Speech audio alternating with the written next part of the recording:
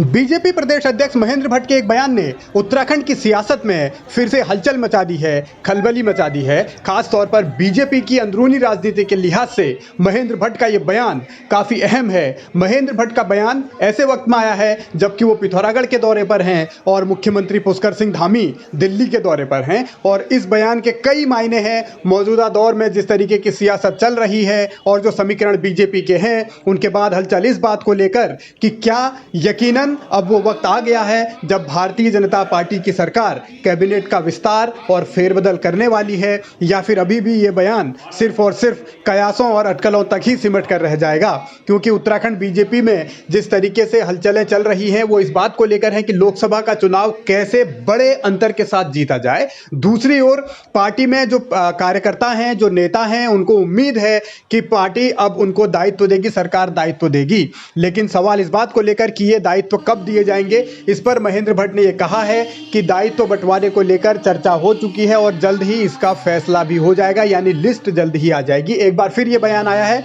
इससे पहले भी कई दफा बीजेपी के बड़े लीडर, चाहे वो महेंद्र भट्ट हों, चाहे इनके प्रभारी हों, चाहे मुख्यमंत्री हों, चाहे दूसरे नेता हों, वो कह चुके हैं कि दायित्व जल्दी बढ़ जाएंगे। और अब क्योंकि बागेश्वर का उपचुनाव निपट चुका है और बागेश्वर में बीजेपी जीत भी चुकी है, तो अब चर्चा इस बात को लेकर भी है कि क्या भारतीय जनता पार्टी की सरकार कैबिनेट में विस्तार करेगी। और कैबिनेट विस्तार को लेकर अगर जिक्र होता है तो फिर विधायकों की धड़कनें बढ़ना लाजमी है, स्वाभाविक है।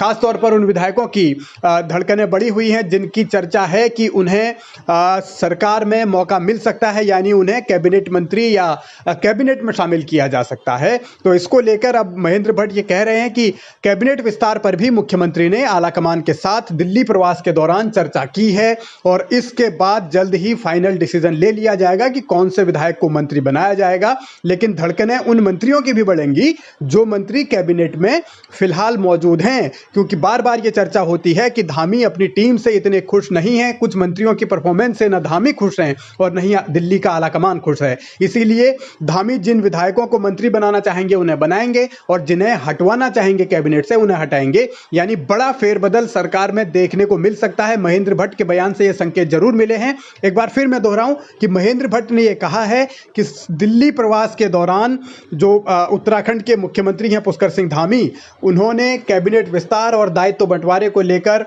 पार्टी के सीनियर लीडर्स के साथ चर्चा की है, जो जिम्मेदार नेता हैं उनके साथ बात की है और जल्द ही इसका डिसीजन हो जाएगा कि कब कैबिनेट का विस्तार होगा और कब दायित्व बांटे जाएंगे। अब यह चर्चा इस बात को लेकर भी है कि कैबिनेट का विस्तार मुख्यमंत्री के लंदन जाने से पहले हो जाएगा या फिर बाद में होगा। यानी कि अटकलों और कयासों का दौर बीजेपी में थम नहीं रहा। महेंद्र भट्ट के बयान ने हलचल जरूर बढ़ाई है, उन्होंने हवा जरूर दी है कैबिनेट विस्तार और दायित्व बंटवारे को लेकर, लेकिन होगा क्या, इस पर फिलहाल इंतजार करते रहिए।